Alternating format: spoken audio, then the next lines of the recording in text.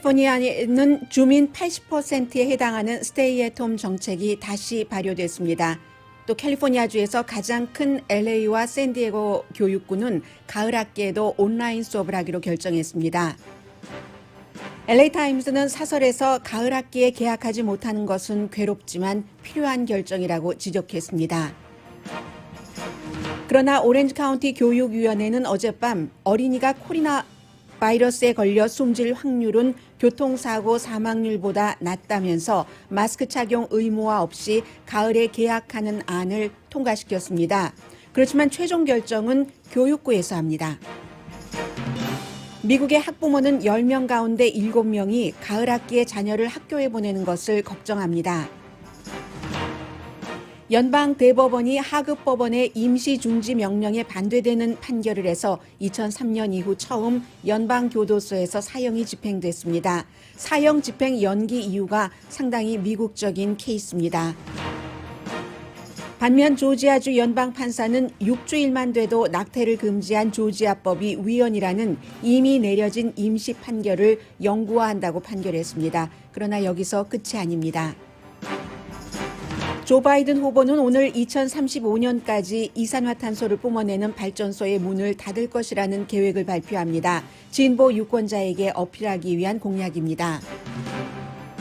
영국이 중국 5G 파웨이 사용을 금지하기로 번복 결정을 했습니다. 트럼프 대통령에게 큰 승리입니다. 트럼프 대통령 조카가 쓴 책이 출판됨과 동시에 판사는 조카가 트럼프 대통령에 대해서 인터뷰하는 것을 허락했습니다.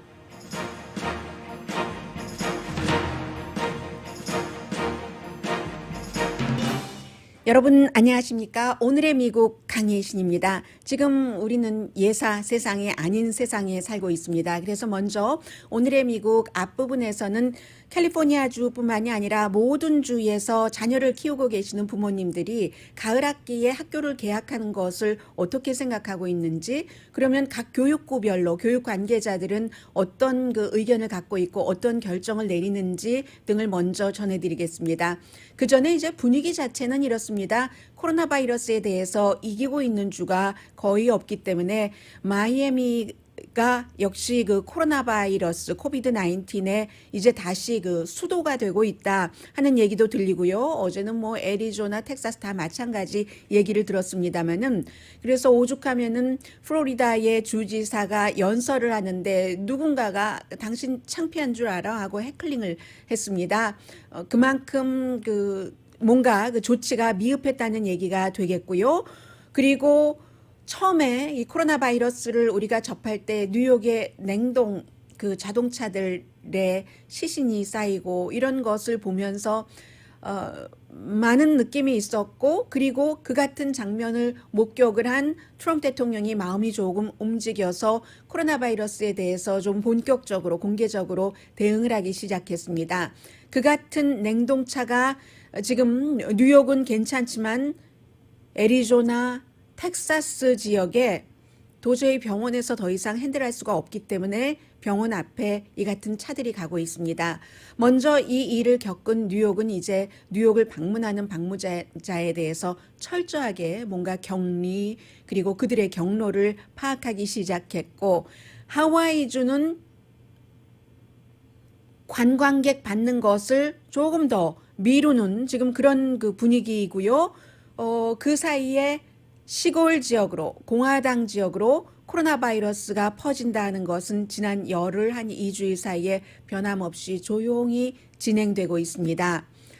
그래서 마스크를 쓰지 않는다던가 거리 지키기를 하지 않는 것에 대해서 제일 먼저 캘리포니아주의 웨스트 LA에서는, 웨스트 헐리우드 그쪽 지역에서는 몇 번이나 거부를 하면은 최고 벌금이 $5,000까지 돼서 그때 깜짝 놀랐는데, 다른 지역에서도 $5,000까지 벌금은 아니지만 여러 가지 단속을 합니다. 그런데 단속을 하다 보면은 막 손님과 종업원 그리고 이제 주인이 처음에는 조용조용 얘기를 하겠죠. 그러다가 손님이 너무나 거부하는 몸짓이 강렬하기 때문에 결국은 손님을 받지 않게 되고, 그러면 그럴 때 흔히 손님들이 하는 얘기가 그런 얘기를 합니다. 내 변호사에게 얘기를 하겠어. 변호사 보내겠어.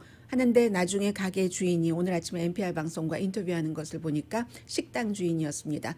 그 변호사에게 연락은 없었다. 뭐 이런 일들이 서로 얼굴을 붉히는 일들이 많이 지금 미국에서 일어나고 있고 로스앤젤레스와 샌디에고 교육구뿐만이 아니라 애틀란타 교육구도 가을 학기에 문을 열지 않는다고 미흡했지만 온라인 수업을 한다고 발표를 했습니다.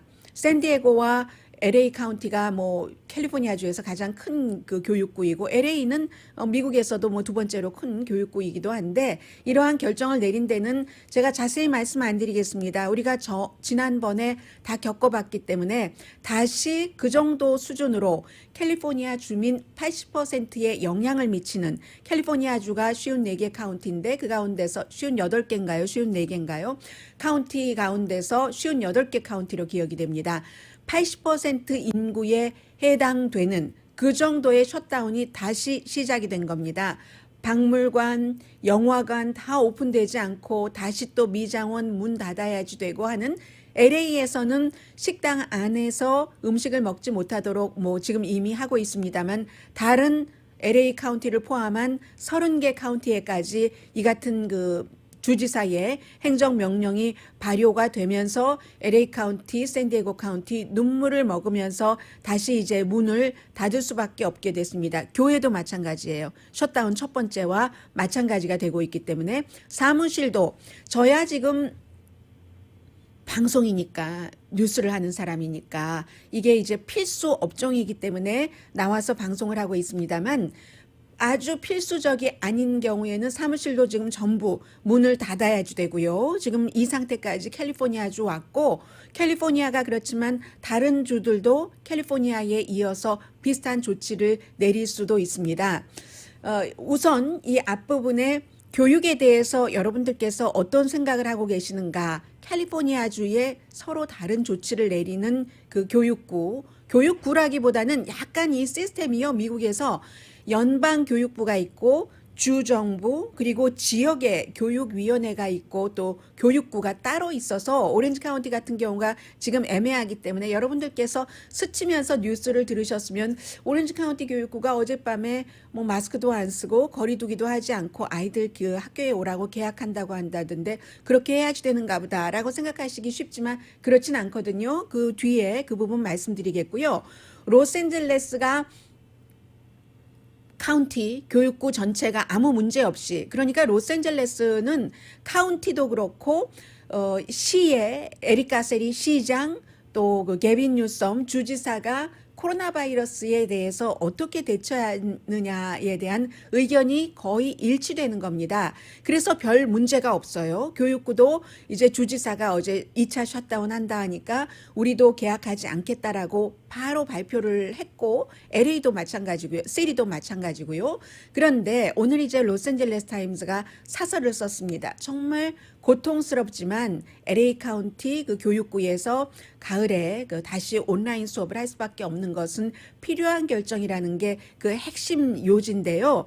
물론 봄에 실망스러웠었다라고 얘기를 합니다. 온라인으로 우리가 처음 수업을 해봤기 때문에 선생님, 학생, 부모님 다 준비도 부족하고 준비가 완벽하다고 생각을 했었어도 시행착오라는 것이 있는 것이잖아요. 그래서 LA에 뭐 한 그 50만 명 정도 학생 되거든요. LA 카운티의 인구가 한 1000만 명, 1020만 명 정도 되고요. 그 가운데서 50만 명 정도가 학생인데 이제 샌디에고가 그 다음으로 이제 큰 교육구이기도 하고요. 모든 지금 그 코로나 바이러스 때문에 마켓에서부터 그야말로 뭐 병원까지 생전 우리가 겪어보지 않는 일을 겪고 있는데 교육 분야에서도 힘들었었던 일이 많다고 인정을 합니다. 선생님들은 완전히 그 정말 가장 힘드셨던 분들이겠죠. 왜냐하면 아이들을 맡길 데도 없고 학교에서 뭐 줌이라든가 이런 프로그램을 통해서 아이들을 가르치면서 본인의 자녀들은 또 집에서 돌보면서 해야지 되니까 굉장히 힘들었던 것을 이해를 하지만 충분하지 않았다라는 것을 지적을 하죠. 학생들의 경우는 어떤 학생은 나 이거 못하겠어 하면서 로그 아웃하는 학생들도 굉장히 많았고, 그리고 멀리서 이제 서로 그 터치가 안 되는 그 정도의 거리에서 어떠한 커리큘럼을 해야지 되는가가 너무 시행착오가 많이 있기는 했지만, 그럼에도 불구하고 지금 학교 문을 연다는 것은 그야말로 진앙지를 만드는 것이나 마찬가지니까 눈물을 머금고 계약을 하기는 하되, 대신에 이제 그 사설기관에서 그동안 여러 가지 학생들을 멀리서 교육을 했었던 프로그램 같은 것들이 있으니까 그런 민간 컴퍼니의 에듀케이션 그 컴퍼니의 프로그램을 이번에는 교육부에서 더 많이 가지고 와야지 된다. 이 뭐 차선책을 선택하면서 LA타임즈가 사설에서 지적을 한 겁니다. 그리고 선생님들도 그리고 분명히 고등학생 같은 경우는 더군다나 더 시험도 보고 점수도 매기고 해야지 되는데, 선생님께서 점수를 계산을 하고 이러한 것들은 이 온라인 수업을 하는 수업 시간에는 포함되지 않아야지 된다. 더 좀 구체적인 이런 레슨이라든가 워크쉿이라든가 하는 것을, 그레이딩 그 홈워크이라든가 하는 것을 충분히 아직 시간이 있으니까는요, 점검을 해서 봄에 실수했었던 것을 조금 만회를 해야지 된다라고 얘기를 하고 있고, 선생님들에 대해서는 차일드 케어 프로그램이 분명히 있어야지 된다. 분명히. 그래야지 선생님이 학교에 나가서 아이들을 가르치는 것처럼 어떠한 그 집중력이 있기 때문에라고 얘기를 하고, LA타임즈가 캘리포니아주의 그 온라인 봄에 했었던 프로그램의 실수 같은 것도 다 지적을 했지만, 연방교육부도 또 한 번 그 비판을 하고 있습니다. 그 베시 드버스 교육부 장관은 요즘 그 언론과 인터뷰를 잘 하는데, 앤토니 파우치 박사의 인터뷰가 줄어들면 줄어들수록 노동부 장관이라든가 이렇게 교육부 장관 인터뷰가 늘어납니다. 오픈을 해야지 된다는 겁니다. 직장도 오픈하고 학교도 오픈하고 해야지 된다는 건데, 이 베시 디보스 그 교육부 장관은 필요한 연방에서의 지원은 해주지 않으면서 애매모호하게 과학적인 근거를 대지 않으면서 어린이들은 안전하고 그리고 어린이들은 교육을 받을 권리가 있다는 것만을 강요한다는 것이 상당히 그 무책임하다고 지적을 하고 있습니다. 그래서 또 어떤 부모를 위한 차일드 케어 프로그램 같은 것도 어떤 형태로든, 아직 어떤 형태가 될지는 뭐 로스앤젤레스 타임스가 미디어니까 그것까지 구체적으로 얘기하지 못했습니다만은, 차일드 케어라는 것을 상당히 그 강조를 하면서 할 수 없지, 미흡하긴 하지만 그 가을에 그 계약을 하지 않는 것을 지지를 했습니다. 그리고 이제 오렌지 카운티를 말씀을 드리겠습니다.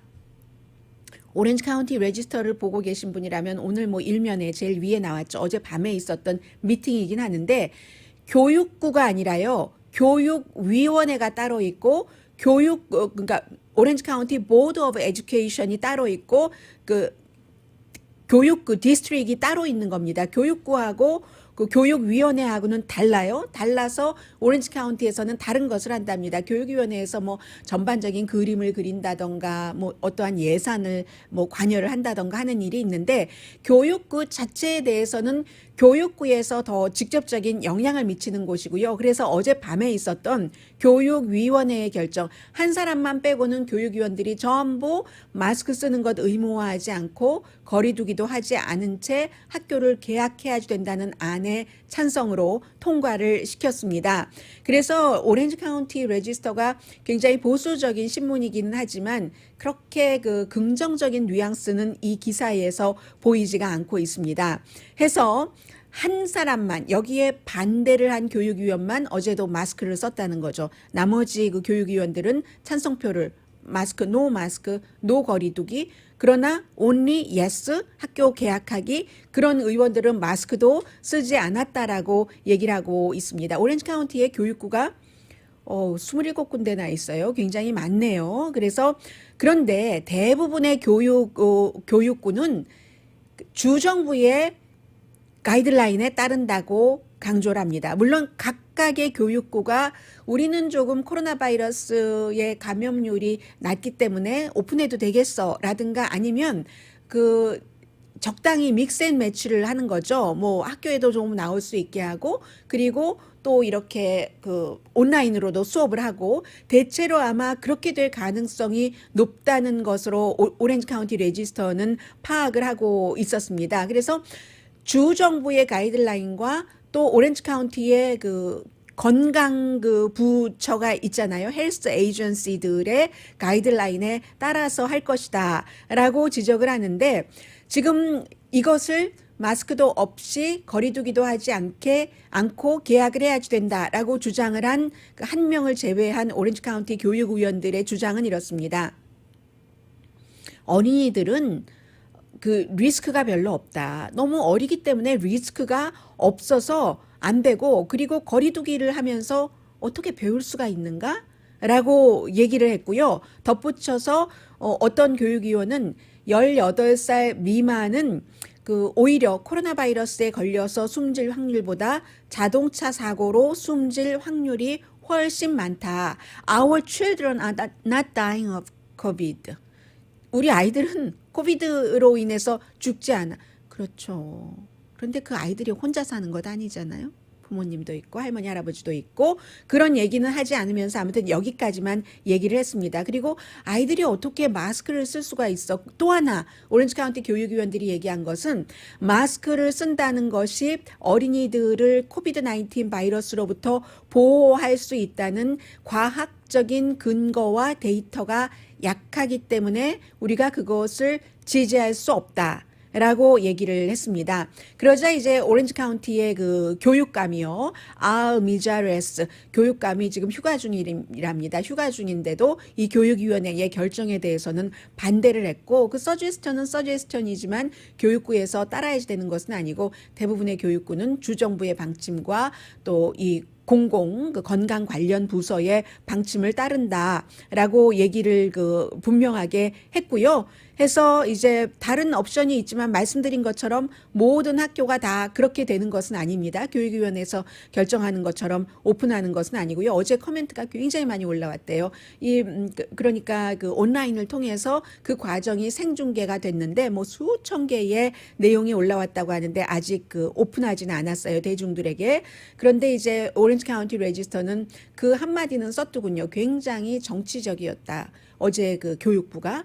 보수적이다라는 말을 계속 강조를 했고요. 저는 뭐 기사 끝날 때까지 한 번도 안 했지만 굉장히 보수적인 교육위원들이 많아서 마스크도 안 쓰고 어린아이들 거리두기 안 하고 계약을 하게 한 것이 많다는 얘기를 했고요.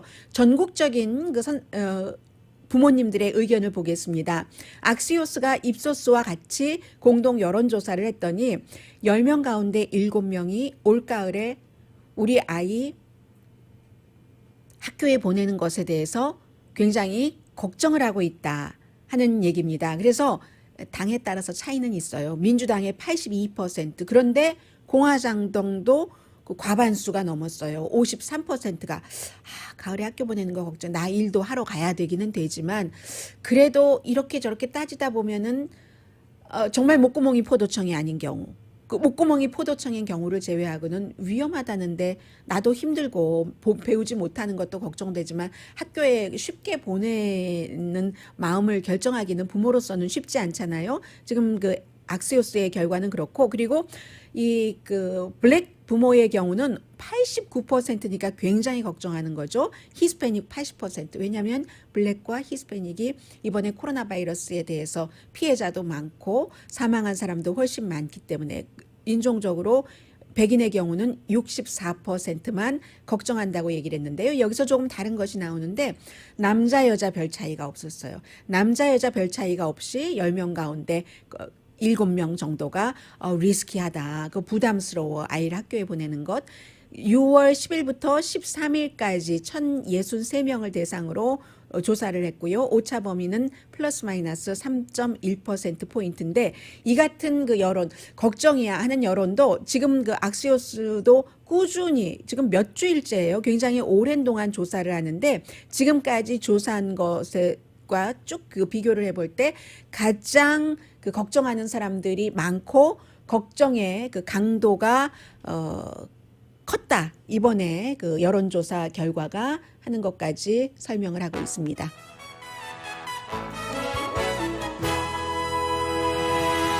오늘의 미국은 전문가가 추천하는 이민법, 가정법 전문 재인정 종합법률사무소, 미주류 언론과 유명 인사들을 감동시킨 미주 판매 1위 카후나 마사지 체어, 한인기업의 자랑 카후나 마사지 체어, 언제 어디서나 내 맘대로 골라보는 한국TV 공동후원입니다.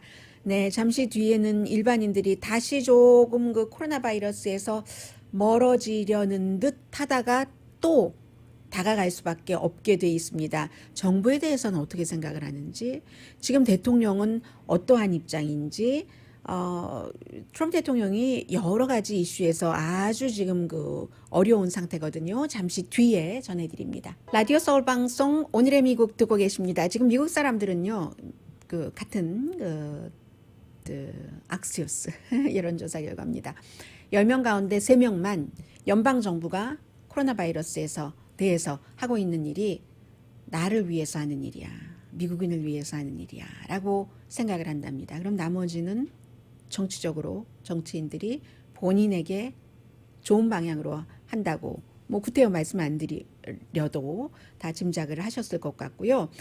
그런 결과가 나왔습니다. 그래서 그런데 조금 또 다행스러운 것은 점점 그 마스크를 쓰는 사람들이 늘어나서 한 62% 정도는 마스크를 쓰고 있고, 이게 가장 중요하게 영향을 미친 것이 공화당 정치인들이 공개적으로 마스크를 쓰기 시작하면서 많은 사람들이, 백인들이, 공화당들이 마스크를 따라서 쓰기 시작했다는 얘기가 나옵니다. 그래서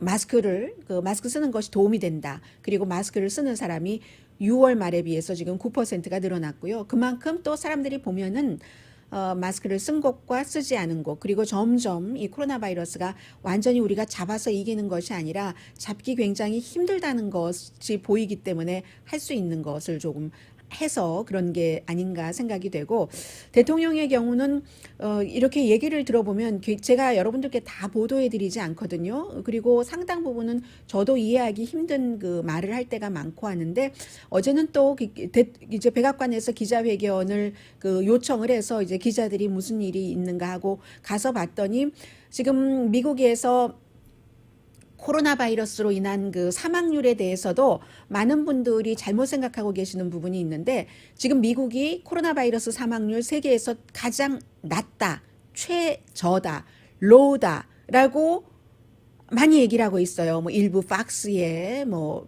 관계자라든가 이런 사람들이, 대통령이 그렇게 얘기를 하고 있거든요. 미국이 세계에서 가장 사망률이 낮다. 아니거든요. 사망률이 가장, 오히려 구태여 따지자면은 그 많이 코로나 바이러스가 확산된 지역에서의 가운데서도 사망률이 6번째로 높습니다. 미국이 뭐 4% 조금 넘잖아요. 그렇기 때문에 이러한 얘기를 하면서 기자들이 물어봤어요. 그게 아니고 이 존스 홉킨스의 자료에 따르면, 제가 지금 말씀드린 미국이 높지 왜 낮습니까? 이렇게 얘기를 했고, 그리고 이제 그러다가 또 대통령이 답변을 하는 과정에서 그 1918년도에 그 스페인 독감이요. 그 스페인 독감에 대해서 얘기를 하면서도 계속 1917년이라고 얘기를 하는 거예요.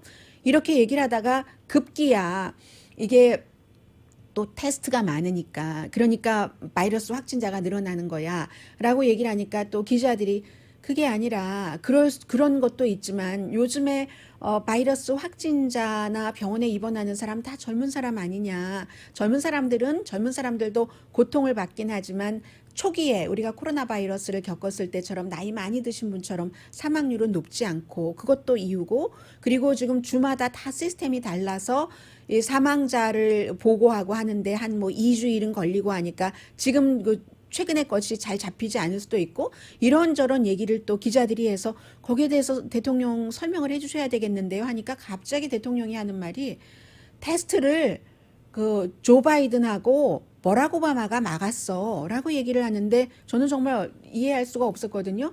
코로나 바이러스는 2020년에 시작된 것이고, 바이든과 그 버락 오바마 전 대통령이 코로나 바이러스 테스트를 막는데 어떤 역할을 할 수 있었는지 너무 의아하니까 뭐 기자들도 질문하다가 말았습니다. 그 정도로 결국은 대통령은 코로나 바이러스를 잡는 것은 포기한 것 같다. 이게 지금 이제 쭉 지켜본 사람들의 얘기고요. 그렇기 때문에 어제 제가 전해드리려다가 전해드리지 않은 얘기인데 지금 차라리 앤서니 파우치 박사가 백악관 태스크포스에서 나와야지 된다. 나오는 게 낫다라고 지적하는 사람들이 많습니다. 왜냐하면 그나마 앤서니 파우치 박사가 뭐 옳은 얘기를 많이 하니까. 지금 미국의 그 사망률 같은 경우는요. 영국이 실패했잖아요. 이번에 코로나 바이러스에 대해서. 영국이 그 인구 10만 명당 몇 명이 숨졌는가 하는 그 사망률 같은 것을 비교를 해보면 영국이 그 사망률이 가장 높아요. 인구 10만 명당 사망률이. 그리고 그 다음이 멕시코, 이란, 인도네시아, 이집트, 이라크, 그 다음이 미국입니다.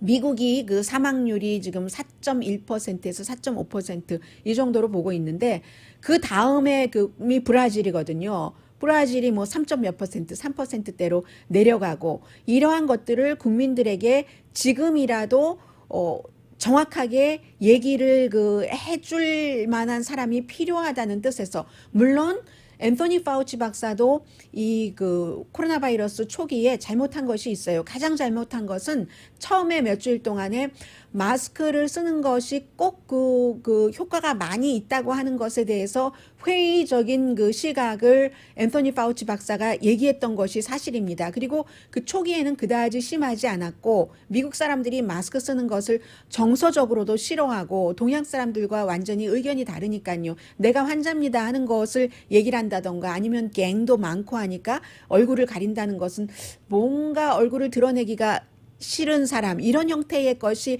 많이 박혀 있기 때문에 여러 가지 문화적으로나 의학적으로나 다르니까요. 의학에 있어서의 집행 과정이나 방법 같은 것도. 그래서 앤서니 파우치 박사도 처음에 그 같은 실수를 했었던 것이 사실입니다. 그런데 그 같은 실수에 대해서 앤서니 파우치 박사는 적어도 본인의 실수를 인정을 하잖아요. 에러를 어드밋 하잖아요. 이게 또 과학자이기도 하고요. 과학자는 새로운 데이터가 나와서 새로운 데이터가 본인이 그 전에 봤었던 데이터보다 더 확실하게 증거가 있고 전에 그 데이터를 보고 얘기했었던 것이 좀 틀리다면은 바로 이것을 실수를 인정을 하는 사람들이 과학자입니다. 과학자들은 정치인들과 달라요. 마이크 대고 얘기하는 그런 사람들과 굉장히 다르기 때문에 그런 것을 보여줬는데 그리고 그동안 이제 대통령에게 여러 가지를 반하면서도 사람들에게 이득이 되는 것도 했고 대통령이 미러클 약이 있어 이렇게 얘기할 때도 이 코로나 바이러스에 대해서 미러클 그런 것은 없어 라고도 얘기를 했고 소셜 디스턴싱에 대해서는 그거 좋다고 소셜 디스턴싱에 대해서 굉장히 강조를 했고 하니까 어차피 대통령이 앤서니 파우치 박사가 틀렸어 하는 것을 조목조목 따져서 언론에 보내고 또 언론과 인터뷰를 하지 못하게 하고 할 바에는 나와서 그냥 보건연구소의 한 부서의 연구소장으로서 전염병 질병연구소의 소장이잖아요. 소장으로서 국민들에게 지금이라도 지금 내년은 물론이고 후년까지도 계속 이게 갈 수도 있다고 얘기를 하니까 앤서니 파우치 박사가 국민에게 얘기를 해야지 된다 하는 게 The Week이라는 그 잡지의 컬럼리스트가 얘기를 한 겁니다. The Week이라는 잡지는 영국에 본사가 있는데 그런데 이제 미국에도 있거든요. 그래서 좋은 칼럼이 많이 나오는 그런 잡지입니다.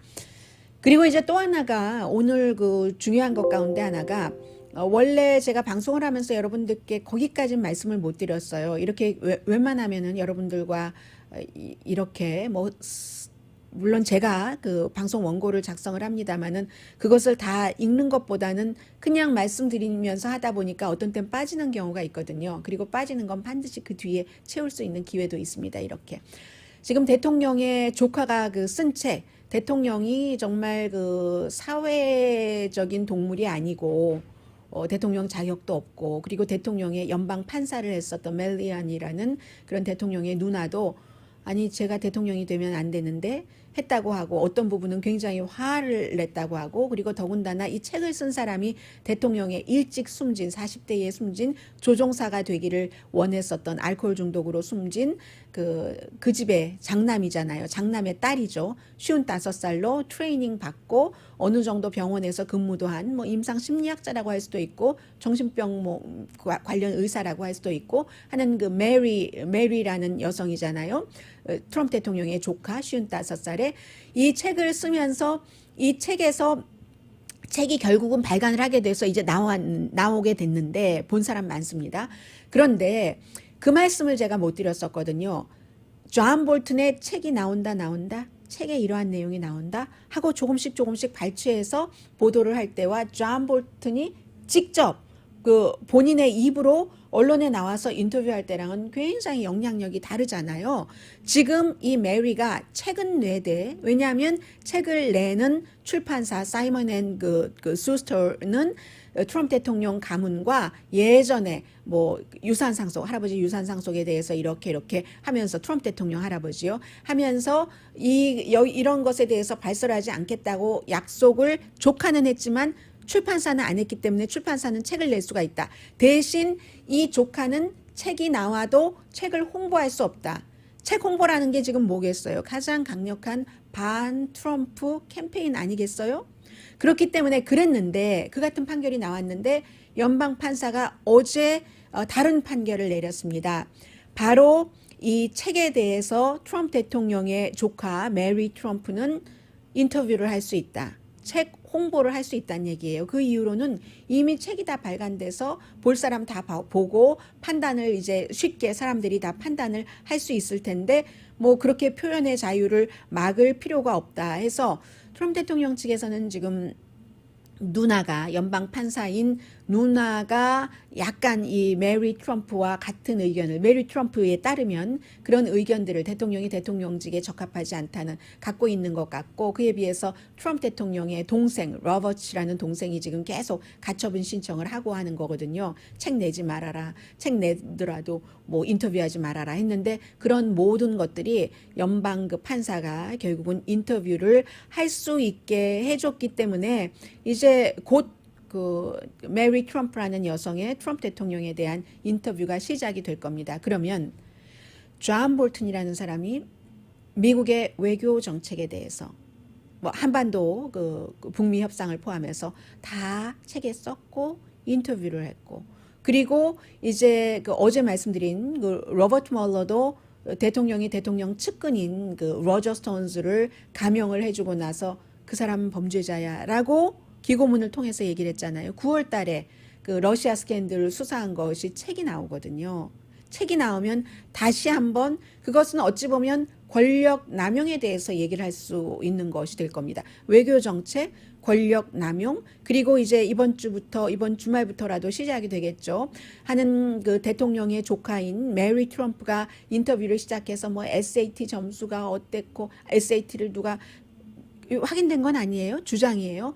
뭐 대신 봐줬는지 아닌지 정말로 그 디테일이 있지 않겠어요. 이 사람이 왜 대통령이 돼서는 안 됐는가, 가족들도 왜 놀랐는가 그런 것이 나오면 이것은 정책에서 권력 남용에서 개인, 한 인간 그런데 어느 게 가장 영향이 많이 미칠까요? 보통 사람들에게. 왜 여러분들 노래 들을 때 가요가 좋으세요? 팝송이 좋으세요? 클래식이 좋으세요? 물론 다 개인 취향이지만 확 와 닿는 거. 팝송도 너무너무 좋지만 가사가 다 안 와닿잖아요. 클래식 음악은 훈련이 돼야지 더 좋은 것이고 그 가요는 구구절절히 그 멜로디하며 맨 마지막 책이 가장 영향을 많이 미칠 수도 있다. 그래서 트럼프 대통령이 걱정을 많이 하는 거죠. 잠시 뒤에는요. 이제부터는 그 조 바이든 후보에 관한 여러 가지 얘기들이 많이 나오고 있거든요. 아직은 재밌는 얘기는 아니에요. 그런데 지금부터 이제 그 시동을 걸어야지 여러분들께서 트럼프 대통령이냐 조 바이든이냐 완전하게 마음에 드는 후보가 없다고 하시는 분들이 많으신데 잠시 뒤에 조 바이든 후보의 공약 전해드립니다. 라디오 서울 방송 오늘의 미국 듣고 계십니다. 네, 조 바이든 후보가 요즘에 뭐 간간히 뭔가를 발표하는데 별로 주목을 받지 못하고 있어요.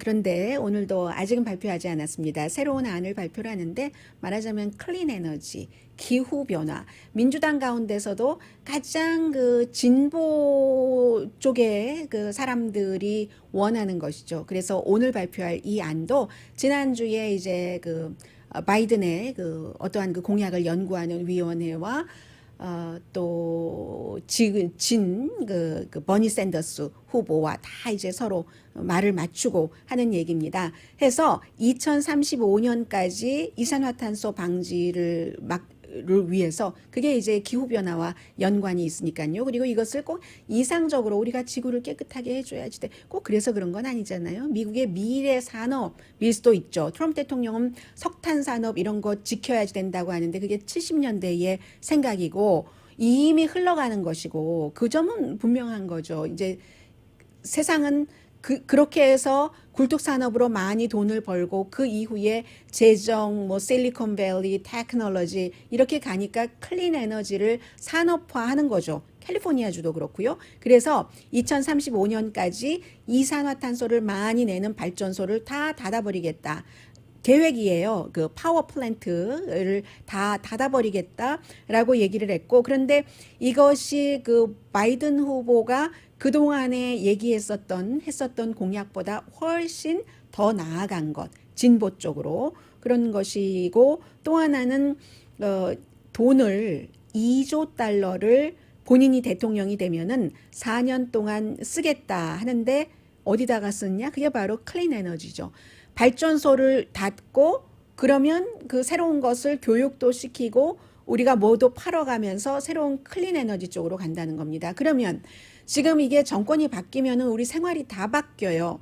그 전기 자동차를 오바마 때 보조도 많이 해주고 캘리포니아 주정부에서도 보조를 하고 그것도 지역에 따라 다르겠죠. 캘리포니아는 주정부 자체도 클린 에너지 정책이기 때문에 주정부에서도 보조를 해주고 또 오바마 행정부에서도 보조를 해주고 해서 저도 처음에 전기 자동차를 그 리스를 할 때 그 당시에 $10,000 이상을 제가 보조를 받았었거든요. 그런데 그러다가 그 이후에 캘리포니아주에서 전기 자동차를 사시거나 그 리스하시는 분들은 트럼프 행정부 들어서는 그게 많이 줄었을 겁니다. 그러다가 11월에 누가 대통령이 되느냐에 따라서 또 달라지는 거죠. 일상생활도 마찬가지예요. 자동차의 연료비도 연비도 그 오바마 시대 때는 더 많이 하라고 했는데 트럼프 대통령 시대 때 더 그것을 줄여놨기 때문에 자동차 회사가 이쪽 방향으로 가다가 또 코스를 바꾸는 것도 있고 아니면 트럼프 대통령 재선 안 될 거야 하면서 대통령에게 반대하면서 캘리포니아 주정부처럼 연료비를 높여야지 하는 쪽으로 간 그런 회사들도 있습니다. 그래서 이제 이 그 바이든의 이 공약 자체는 지금 민주당의 공약인 것이고요. 또 하나는 지금 두 사람 다 찍을 사람이 없어. 뭐 되겠어. 이런 얘기를 많이들 하시는데 힐러리 클린턴과 조 바이든 후보는 조금 다르다는 말씀을 드리는데 힐러리 클린턴 후보 때는 힐러리 클린턴 후보를 싫어하는 사람들이 너무너무 많았어요. 물론 좋아하는 사람도 있었지만 주는 것 없이 싫어하는 사람들도 굉장히 많았고요. 그래서 그것이 지금 바이든 후보가 뭐 나이도 많고 뭐 좀 불안불안하고 토론해도 잘할 것 같지도 않고 이렇게 생각을 하시지만 바이든 후보에 대해서는 힐러리 클린턴만큼 싫어하는 사람이 드물다는 거죠. 그에 비해서 트럼프 대통령이 될 때 정말로 웬만큼 싫어했는데 사람이 자리가 사람을 만든다고 다듬어지겠지 나아지겠지 하고 투표했었던 사람들 상당히 많거든요. 그런데 그런 사람들이 4년을 보니까 아니네. 물론 트럼프 대통령을 지금까지도 굉장히 지지하는 사람들이 있지만 이건 아니네. 한국 분들도 북한 문제 하나 가지고 기대했다가 실망하신 분도 계시고 아직까지도 트럼프 대통령이 기대고 계시는 분들도 계시는데 분명히 트럼프 대통령은 2016년보다는 그 점에 있어서 호감도에 있어서 마이너스이고 민주당 쪽에서는 힐러리 클린턴보다는 바이든이 낫다. 싫어하는 사람이 불호감도를 보면은요. 바이든 후보와 트럼프 트럼프 대통령을 싫다는 사람이 너무 많습니다. 오죽하면 경제니 뭐니 다 뒤로 하고 트럼프 대통령을 떨어뜨리는 것이 나의 투표하는데 1차 목표야 라고 생각하는 사람이 많겠어요. 그리고 2016년도에 힐러리 클린턴이 선거인단 표에서 이렇게 해서 지기는 했지만 파퓰러 보트 유권자의 표는 300만 표 이상 트럼프 대통령보다 많이 받았다는 것을 자꾸 읽기가 쉬운데, 그만큼 지금 뭐 여러 가지 그 변수가 있긴 하지만 바이든 후보에게 유리한 그 선거 국면이고요. 그리고 또 하나는 트럼프 대통령에게 유리한 걸 전해드리겠습니다. 영국이 올해 초에 미국이 그렇게 중국 것 뭐 5G 하면 안 돼 하고 외무장관이 각 나라마다 다니면서 외교를 하고 한국에도 압박을 넣고 모든 나라에 압박을 넣었을 때 영국은 우리 뭐 한 30% 정도만 할까? 우리 파웨이와 뭐 계약을 하겠어라고 하다가 다른 결정을 했습니다. 파웨이를 금지한다는, 미국이 지금 계속 얘기를 하고 있는 그 파웨이가 5G 기술을 가지고 그 나라에 가서 다 정보를 빼가고 스파잉을 할 거야 할 때 영국은 우리 다 그런 거 검토하면서 해 하다가 이번에 코로나 바이러스 사태로 영국 사람들이 중국에 대해서 감정이 나빠진 것도 있고요. 그보다는 영국으로서는 홍콩 보안법에 따라서 영국과 안 지켰잖아요. 50년 동안은 자유를 주겠다고 했는데 홍콩 보안법을 만들었으니까 이참에 파웨이 이것을 그냥 금지하기로 해서 지금까지 구축해놨던 것도 손해보면서 하는 겁니다.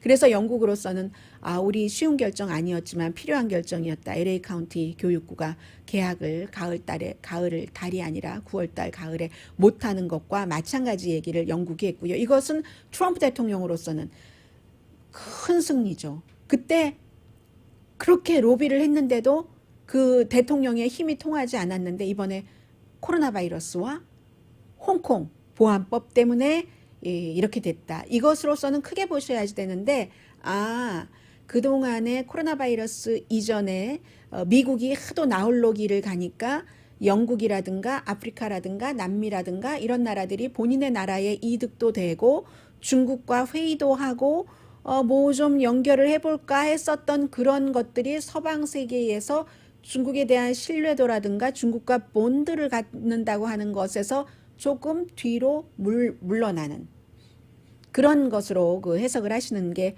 옳을 것 같습니다. 잠시 뒤에 미국의 사회적인 변화 전해드립니다. 라디오 서울 방송 오늘의 미국 듣고 계십니다. 오늘 이제 두 가지 판결이 있는데 하나는 이제 그 연방 판사가요.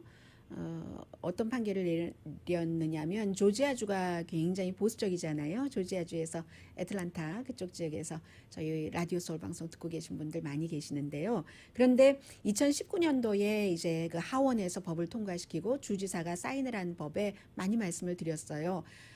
낙태를 반대라는 건데 말하자면 아이의 심장 박동이 감지되기 시작하면 그때부터 낙태를 할 수가 없다. 그럼 한 6주일 정도부터 그렇게 되는 경우도 있는데 그렇게 될 땐 임신 6주일에 여성들이 본인이 그 아이를 가졌는지 아닌지 모르는 경우가 많이 있다고 하는 거거든요. 그래서 이제 여러 곳에서 고소를 했고 판사가 일단 집행 중지 명령을 내렸습니다. 그런데 오늘 어제군요. 그 임시 집행 중지 명령이 영원한 그 중지 명령으로 나왔고 주정부에서는 지금 항소한다고 했고요. 또 하나는 오늘 새벽에 연방 법원에서 하급 법원과는 반대의 그 판결을 내린 겁니다. 이게 인디아나주의 그 살인자인데 백인 우월주의자인 거예요. 백인 우월주의자가 96년도에 그 가족을 3명을 8살짜리 아이까지 포함해서 살해를 하고 강도하고 그래서 99년도에 유죄 판결을 받았는데 결국은 복역 중인데 약물 그 사형이 필요 없는 사형수에게 고통을 준다 해서 이게 이제 중지가 됐는데 지금 연방 대법원은 사형 집행을 원하고 있거든요. 그리고 또 하나는 집행을 하려고 하다가 또 한 번 집행이 중지된 것은 피해자 가족들이 이 사람 형 집행되는 거를 보고 싶은데 코로나 바이러스 때문에 여행을 할 수가 없다. 그래서 연기해달라고 그래서 또 연기가 되기도 했는데 결국은 연방 대법원에서는 이것을 사형을 집행을 해라 해서 오늘 사형이 집행이 됐습니다. 오늘의 미국은 전문가가 추천하는 이민법, 가정법 전문 재인정 종합법률사무소, 미 주류 언론과 유명 인사들을 감동시킨 미주 판매 1위 카우나 마사지 체어, 한인 기업의 자랑 카후나 마사지 체어, 언제 어디서나 내 맘대로 골라보는 한국TV 공동 후원입니다. 10시에 좋은 아침 좋은 하루 방송되고요. 사형수의 마지막 말은 나는 많은 실수는 했지만 살해는 하지 않았다. 죄 없는 사람을 죽이는 거야. 마지막 말이었답니다.